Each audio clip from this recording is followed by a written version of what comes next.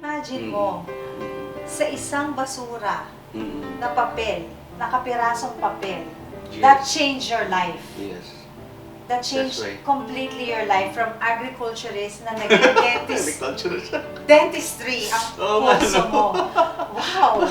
Amazing, Doc. Like, Oo. imagine mo yung transformation, yung isang bagay na yun na nakita mo na lahat ng tao iniisip, ay basura lang yan. But yung basura na yun that turned into something big. So Yeah. ngayon, The good thing with me is that with all of her help, hindi ako nag-abuso. I didn't abuse those kind that help. Hello guys, this is Doc Rod. Welcome to my channel.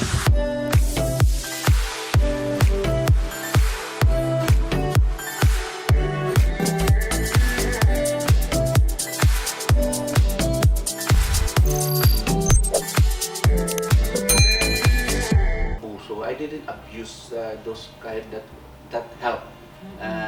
I really take it as a blessing. Kasi during the time sa university na pinapadala na sa akin personally yung pera. wow. Yes. So, basta makita lang yung how much is the tuitions, yung mga books. Oo. Talagang Mga the whole expense mo. semester yan, you have to send money. Without any question. So pagkatapos ng doc, so nag-dentistry courses ka na, so I'm sure yung mga academic mo, kasi ang dentistry, hindi basta-basta lalo na sa atin yan. So, paano mo na, from yung practice mo sa Pilipinas, paano na yung dito sa Canada? Paano, or ano yung next journey mo pagka-graduate mo ng dentistry? Okay, so yun lang ang ano ko doon is really a hard work. And that's the time na doon ko pala naging love yung dentistry. Oo. Kasi I know it's not easy. Talagang grabe ang training talaga sa dentistry. You know, 6 years. Yes. 6 years, but mayroon kang mga 8 years kasi there are two ways. Either you're gonna go a pre-dental or you're gonna go a Bachelor of Science first. Then Yes. go for the dentistry. Anong ginawa mo nun? So, pre-dental ako. That's why na Pre-dental 6 years ko lang yung dental program ko. Okay. Yes.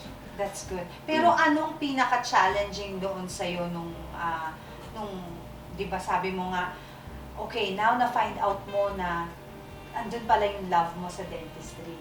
But I'm sure, meron rin ikaw may mga hiccups din doon as you go along. Meron ka bang gustong i-share sa mga viewer natin? Of course, yung academic. But, as long as you love what you're doing, you will get it. As isa pa, ako kasi I always claim that the words in the Bible, yeah. Could you share that with us, though? Yung trust in the Lord with all your heart, and all your understanding, and all your ways acknowledge Him, and He will direct your path. So, Wow. yung kiniklaim ko yan, parang hindi na ako nag-worry.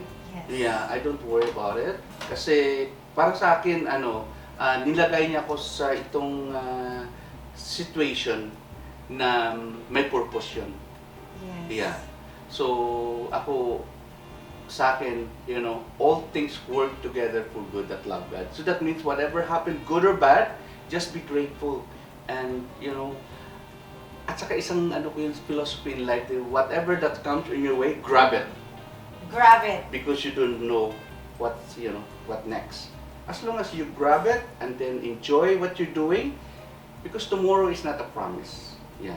Ang Tomorrow is ganda not a ng promise. sharing na Yeah. yun ni Doc. Doc, nakakatuwa naman yun. And it's so true. Totoong-totoo. At hanggang ngayon, like from the day I've known you, yan ang attitude mo. You're always positive, you're always happy, you're always grateful. Yung ganong attitude. And I think napaka-importante yun. Lalo na yung transition mo from being this, tapos ito na from agriculture, yung mga struggles mo growing up, and then ito na, nag-dentistry ka. And Oh, thank God. I know! Napakalaking di ba? Napakalaking blessing. Pero, nung time na yon na transition mo doon, nag-graduate ka na, nag-practice ka ba sa Philippines? Anong Oh ginawa yeah. mo pagkatapos? actually, after the board exam, so you have to wait. I waited sa Manila. Oo. And I met a friend, dentist. She owned a dental clinic in Caloocan, I think. Yeah, Caloocan. That's Who another owned- city in yeah, the who owned Philippines. the Philippine Rabbit. Yeah, anak siya ng may-ari ng Philippine Rabbit. So, talagang may pera talaga sila.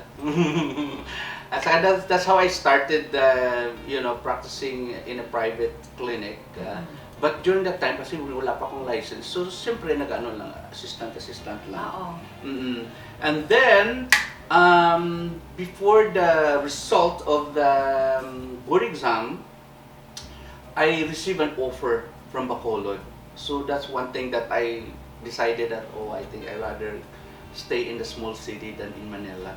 Because I know it's so hard. I have a hard time in Manila actually. You had a hard sa baha pa lang, Oo. sa traffic. Sa commute, di ba? commute, Napaka-traffic. So that's why I Totoo. grabbed that opportunity. So bumalik ka ng Bacolod. Bumalik ako sa Bacolod. Mhm. Kasi yung dentist doon, I think, namatay. Tapos, so they were looking for dentist. So that's how I started there. So that's when you're, kumbaga yun ang parang isa sa mga Mhm. highlight mo dun sa Mhm. dentistry mo nung nagpa-practice ka sa Philippines. Yes. Yeah, I practiced in the Philippines for 2 years, working with them, and then I opened my own private clinic.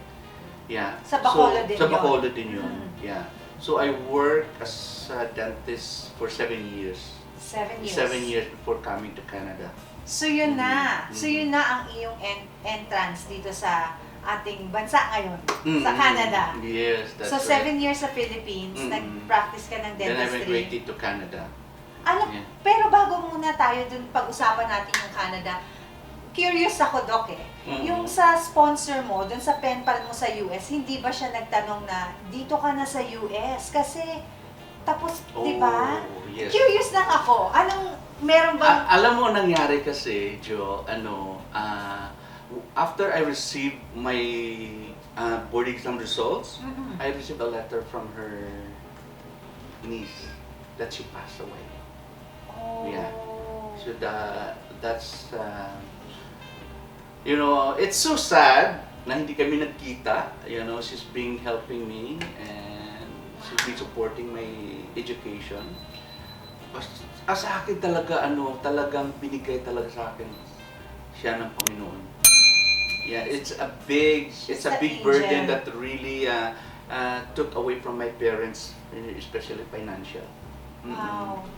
Yeah. She's such an angel. So, Mhm. hindi mo siya nakita, hindi mo man lang... I don't know. I don't know where I am now. Talaga. Baka Wow. nandun pa rin ako sa ano.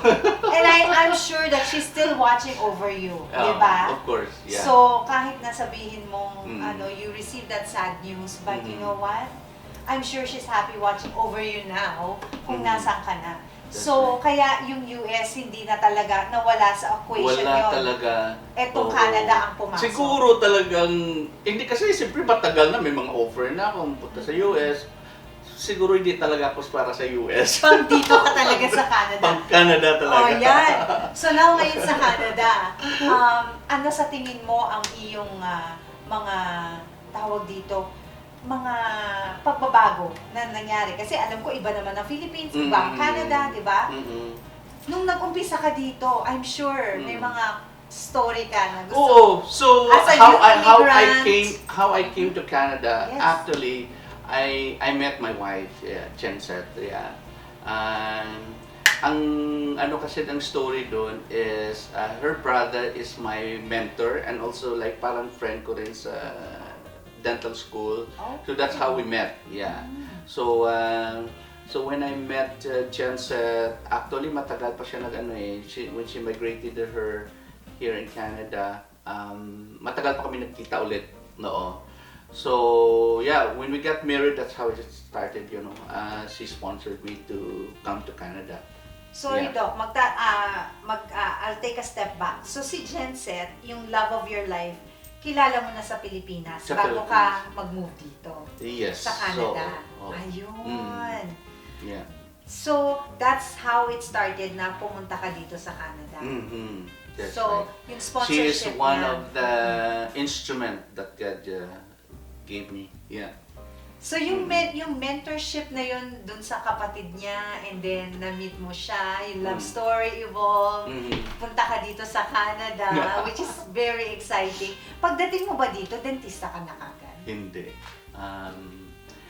It was hard because of course you're a dentist in the Philippines, and yung pagdating ko dito, I'm nothing. So inaano ko na lang sa mind ko na, oh, I'm here for tour. You know? Oh, parang bisita lang talaga. Sabi ko talagang ano lang, just enjoy, enjoy the place. Yun, siyempre, that's a blessing na nakapunta ka dito. At saka, it's another journey. Of course, you're married already. So it's another journey. Ang hirap talaga, especially if you are men. Talaga yung mga ego mo, talagang mahirap yun. Mahirap talaga. Pero tanong ko, anong year ka nag-move dito? Sa 1993.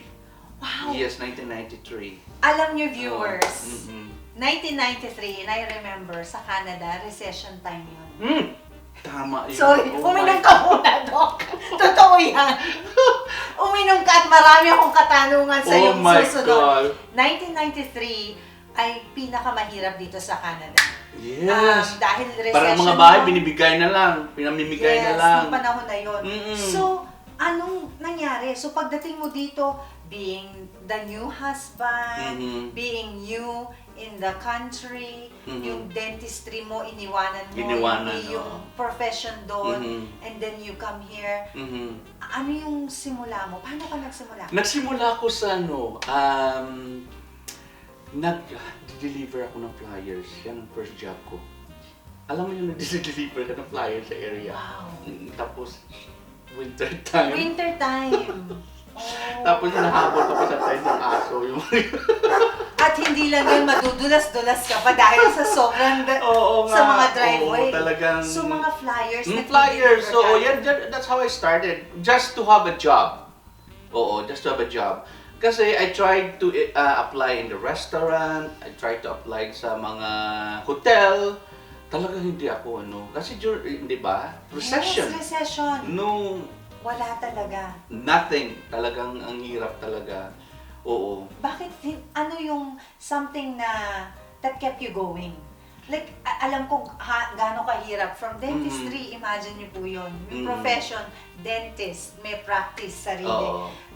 Pagdating dito sa Canada, nag-deliver ng flyers. Kumbaga again, humble beginning na naman yun. And of course, pinofocus ko na rin na another journey na, of course, may asawa ka na, ibahin mo na yung focus mo. But of course, you miss what you're doing, right? Sa pasyente, oo. So one day, I met a dentist in our church. Okay. Yeah. Isa siyang American doctor who migrated here in Canada. Tapos, may clinic siya dito. But, he is working as a dentist in several reserves. Yung mga yes. Chippewa Lake, Conclin, Coronation, Yung Trout mga, Lake, talagang yung mga native, out of town. mga native Yes, sa school reserve. students Okay. or mga small community. So, gin-approach ko siya. Sabi ko, Doc, I really want to work as a volunteer in your clinic. So, nag-volunteer ka Yeah. nung una mo. Yes, that's how I started. I worked full-time, volunteer for 3 months without nothing. With no pay. With no talagang pay. volunteer lang Volunteer talaga siya. Wow. So pinakita ko talaga sa at least of course my wife is working, so she's the one that really supporting of course yung mga pagkain namin. Yes. Wala ko income eh. Of course. At Oo. saka napakahirap na adjustment na bago It's ka hard. It's sa really lugar, hard. sa country, di ba? Oo. Parang palagi lang akong umiiyak. Oo. But I keep it to myself. And that's where I become more closer to him. Talaga. If you know how to, if you know how to pray, why worry? So that's how I, palagi lang akong talagang talk to him, Personally, personally. talagang one-on-one. Yeah, sabi ko, Lord, bakit nandito ako at saka what is your purpose? Why you know? Talagang yun palagi yung tanong ko, ano bang purpose mo? So 3 months nag-work ako sa kanya full time. But I enjoyed. Why? Because ano siya, pilot din siya, may profession din may siya. private siya airplane. Wow, so So, beside being oo. a So doctor, we flew like every day sa Wow. mga reserve. reserve. Yeah, mga reserve. So nag-enjoy ako First because class ka na pala nun, Doc. oo, nag-enjoy na ako kasi I become closer sa mga native. Oo, nag-learn ako sa mga language nila. Tanse, Maranto, yung mga reserve. Oo. Anong greatest learning mo dun sa experience na yun, Doc? I think that experience is teaching me to be humble. Yeah, talagang humbleness talaga. At saka pinano ko sa sarili ko na, you know, why complain? You still have a lot of blessings. Yes, Yeah. totoo yan. Mm-mm. And then yung 3 months mong pagvo-volunteer doon. Then, Anong nangyari? umalis yung assistant. Nag-quit. Oh. So she's been yung teaching me, yung siyang nag-train Siya sa talaga akin. nag-train. Oo. At saka during that time, it's really hard to look for a job as a dental assistant if you're a male dental assistant. Wala talagang may mag-hire sa'yo during that time. Yes. Talagang very seldom a male dental assistant. At saka wala akong license as dental At that assistant. time, oo. Para So yes. I didn't complain even getting $7 per hour that time. Pero noon Just to have work nung in the dental panahon na clinic. yun, Doc, malaki na ang $7, I think, kasi ang minimum nun, $6, I Oo, remember. kasi siyempre $20 Ang mo lang dati. gasolina is 49 cents. Oo. Per ang gallon. ano kasi Naalala ko yung yung $20 mo dati during that time, naku, ang dami mo na mabili. Oo, Right? yes. But $7, that is something. Oo. So, pero nung time na nag-quit na yung isa, at ikaw na naging Ako na dental din assistant. opera nila ng job. Wow. Yes. So, you grabbed that opportunity Yes. right away. Yeah. So, paano So, yung... after a year, Oo. actually, kinausap ko na si Mrs. Kasi siyempre parang... Yun ang tatanong Oo, ko eh. parang ano Paano na eh. yun? Ang layo. Parang umuwi muna ako. Yung distansya But ninyo. hindi sila nakasama kasi we just have the first child, si Jenny. Wala So pa si Jen. it's not really hard. It's hard for her to travel also with our daughter. And kasi umuwi ako kasi I attended my sister's graduation, si Queenie. Oh, si Kaya napilitan ako sa umuwi. Philippines. Sa Philippines. Oo. So that's one of the reason. But sinabi ko sa kanya, sabi ko I'm gonna stay in the Philippines for, I think, naka 3 months ako. 3 months ka nun. Naka 3 months ako, nag-work ako doon. Kasi siyempre na-miss ko yung Yes. Na-miss Yung ko practice mo. practice. Oo. At sa during the time, hindi ko pa bininta yung clinic. Oo, sa So, Bacolod. sa Yes. Bacolod. oo. So nag-work ako. Oo. But during that time, it gave me a big opening talaga na sabi ko, ang hirap talaga dito sa Philippines. Kasi siyempre, ang practice dito, From your na-compare ko na. experience dito sa Canada. Na-compare ko na. Mhm. Oo. Especially sa atin, yung mga tao, mahirap mo i-convince na mag-ano palagi sa dentist because of financial, right? So Yes. dito it's just easy Oo. to convince patients na sometimes sila pa namimilit sa'yo. Oo. Yeah. Totoo. So, ang nangyari, nung bumalik ako, nag-ano na yung exam. Nag-open. Nag-open yung exam during that time. Oo. Oo. So, yun. Ginrab mo yung opportunity. Hindi na yun. pa. At saka, Hindi kasi pa? takot ako. Hindi pa, natakot ka na naman. Natakot Anong ako fear mo? kasi, sa examination. Kasi may mga oral exam. Academic na naman, Doc. Pero, Hindi kasi sa oral exam. At saka sabi ko, kaya ko pa ba to? It's been away in university Totoo. for so many years. at saka ibang forte na eh. From At saka, Philippines, financial. Canada, and financial. Mm-mm. You being a new dad, tapos Yes. malayo ka sa pamilya mo, and Mm. then being in a new country, parang Yeah. new university, Yan ang mga challenges. ang dami. Ang dami talaga mga challenge. So I talked to my wife. I said, I'll try to take the exam. Mhm. If ever I cannot pass, I think we need to move to Philippines. Yeah, babalik ka sa babalik talaga Philippines. ako. Babalik ka. Babalik talaga. Kahit na-realize mo Mm. nung umuwi ka sa Philippines na Mm. iba dito, Mm. mas maganda dito sa Mm. ang pagpa-practice ng dentistry Oo. dito sa Canada. Yeah. Pero gusto mo pa rin uuwi. So Oo, yun ang kasi, you know, yun ang choice. that's your choice, that's the one that you love doing it. Yes. Yeah. Oo. So ano nangyari doon, Doc? Pagkatapos Okay. nun? So, actually, I challenge God. I challenge God. Challenge mo si God? Oo, talagang challenge ko si God. Sabi ko, Lord, sabi ko, Lord, ano bang purpose mo sa akin dito? Okay, I'm gonna try to take the exam. Kasi yung examination dito, 4. Four. Sabi ko, Lord, bigyan mo ko ng sign. Okay? Mhm. If I pass the first exam, that means you want me to stay. Okay. If not, that means I'm gonna go home. I'm gonna go back. Yeah. Ano nangyari, Doc? Napasa ko yung first exam. So that's how I started.